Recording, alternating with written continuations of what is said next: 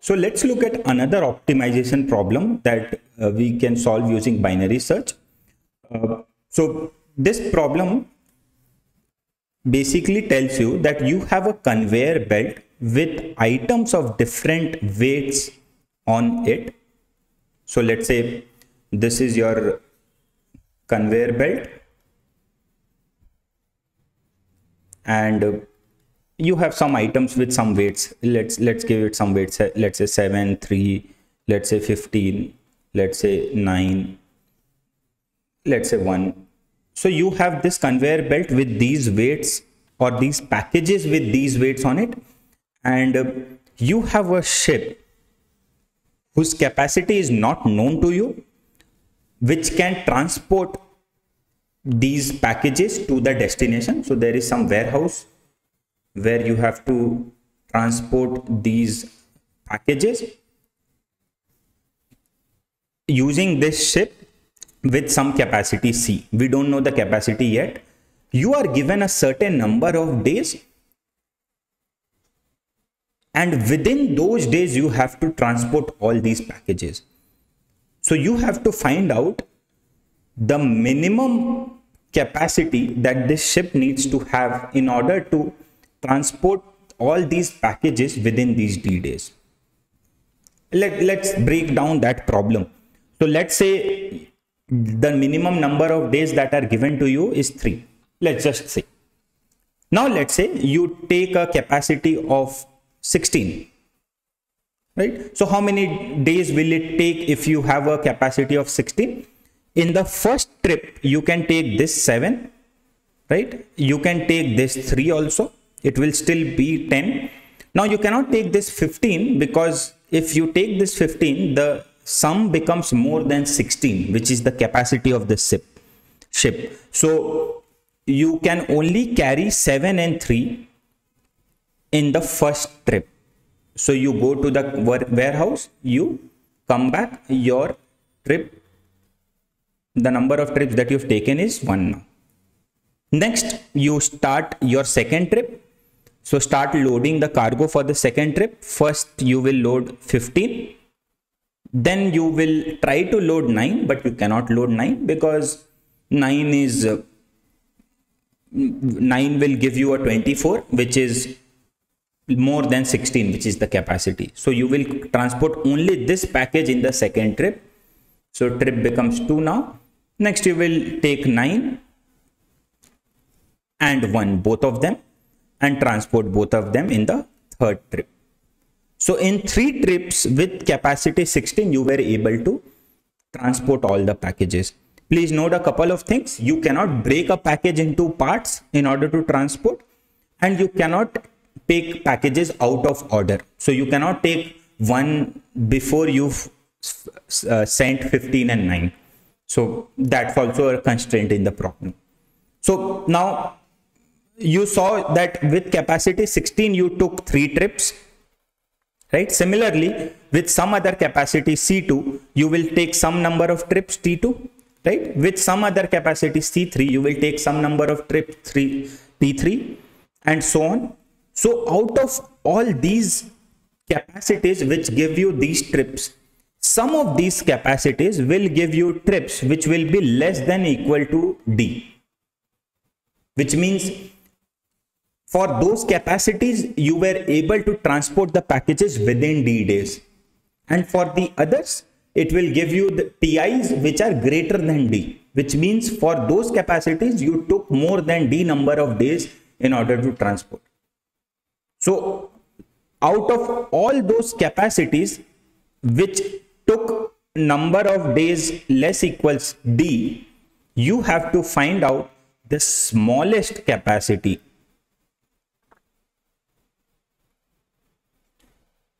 So very similar to the previous problem. If you try and think, this is like in structure very similar to the previous problem. One more time, a step back. I told you have a conveyor belt with packages. Each package has certain weight. You have a ship whose capacity you have to determine. But what you can do in every step is, in every step, you can take certain number of packages which do not, the sum of which do not exceed the capacity of the ship, transport it to the warehouse, come back, take the next set of packages, transport, and so on. So every capacity of the ship will give you some number of days that it will take to transport all the packages. Out of all the capacities, you have to find out the smallest capacity for which you are able to transport all the packages within D days. That's the problem statement. Now let's try to break this down, or let's try to think about this. Again, if you see, this is inherently a searching problem, right? Why? Because you have to search for the capacity of the ship. And you have certain constraints, which is that the number of trips that it takes with that capacity has to be less equals D, and the capacity has to be as small as possible. So both of those constraints are there, but inherently you have to search for the capacity of the ship. So you have this entire number line of capacity again. So now let's try to see, with capacity, how does the trip vary? So the number of trips basically. So as you increase the capacity, it's not very hard to see that the number of trips that it will take will be less, right? Because you have a ship of more capacity, so you will take less number of trips to transport all the packages. So if you see this graph, this will be decreasing again, right? And you have D somewhere here, the minimum, the maximum number of days that you are allowed. So if you see this, now it's very, very obvious to you that if this is the entire capacity space, these capacities, with these capacity of the ship, you are able to transport the packages within D days, right? And with the green bubble, which means with these capacities, you take more than D days to transport. So what is your answer in that case? Your answer is this somewhere here.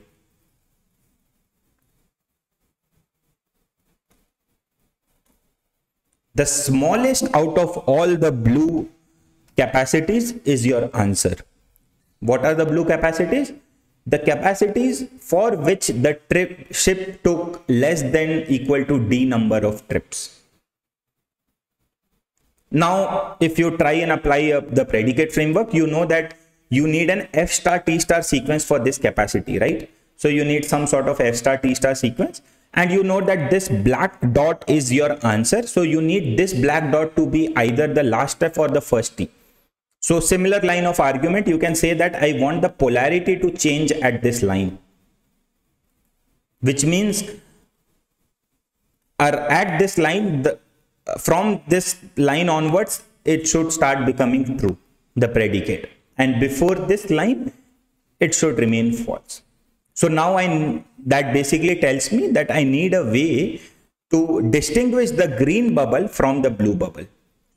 So if I can have a predicate which is true only for the blue bubble and false for the green bubble, then I'm done. And what will be that predicate? Not very hard to see that for the blue bubble, for every such capacity in the blue bubble, the number of trips that you take is less than equal to D. And for every capacity in the green bubble, the number of trips that you take is more than D. So that can be used to differentiate these two bubbles. So your predicate then becomes the number of trips with this capacity X is less equals D. Now, if you take this predicate, you can see that it is true for all the capacities in the blue bubble and false for all the capacities in the green bubble. What are you interested in? You are interested in finding the first T now.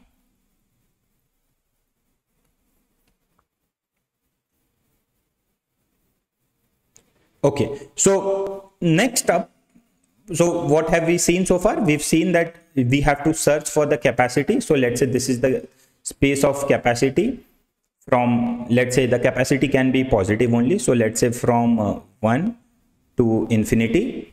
This is the space of all the capacities that is possible. From this capacity space, you know, you are applying the predicate for this capacity space, which is the number of trips it takes is less equals threshold, is less equals d, the number of days. And you are looking for the first t. What is the last part? The last part of this solution is being able to trim the search space. So can I trim this search space in any way? This is my entire range of capacity. So how do I trim this search space? Again, I will have to look for capacities which can never be my answer. Let's try to trim from the beginning. Can you trim some part of this search space? If you see this example, if you take a capacity smaller than the smallest number in this array or in these weights, you will never be able to package anything or transport anything.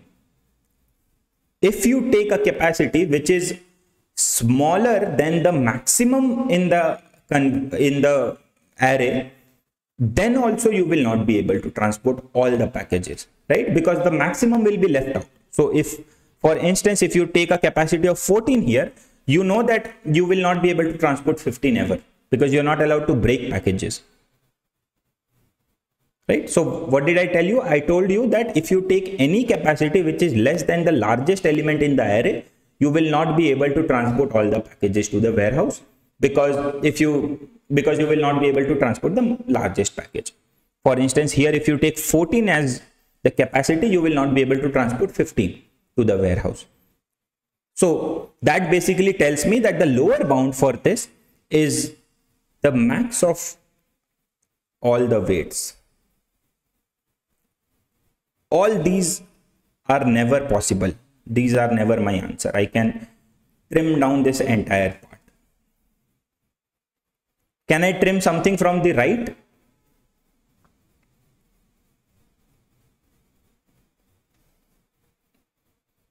If you take a capacity, what if you take a capacity which is equal to sum of all the elements in the array? How many trips will it take? It will take one trip, right? For instance, here if you take a capacity of 7 plus 3 plus 15 plus 9 plus 1, which is 35, you will be able to transport all of these packages in one go, right? So you will take one trip for this. What if you take a ship of capacity 36 now? You will again take one trip. If you take a ship of capacity 37, again one trip. 50, again one trip. So what does that tell you? That I can trim the right part. This becomes sigma array I. So I don't need any other capacity greater than the sum of the elements of the array. Because again, now here, why do you think that they are never your answer? You can prove it by contradiction. Let's say this is the answer, which is a capacity greater than sum of array I. So it took you one trip for this. So it will take one trip for sum of array I also. But you said that this is your answer. So this is the smallest such capacity, but that is not true. This is smaller. So you have a contradiction there. So you can eliminate all of this. So what is the final solution? Final solution is your search space ranges from maximum of all the elements in the array I to the sum. You have a predicate, which is the number of trips it takes should be less equals d, and you are interested in the first t. So in the next video, we will look at the code for this.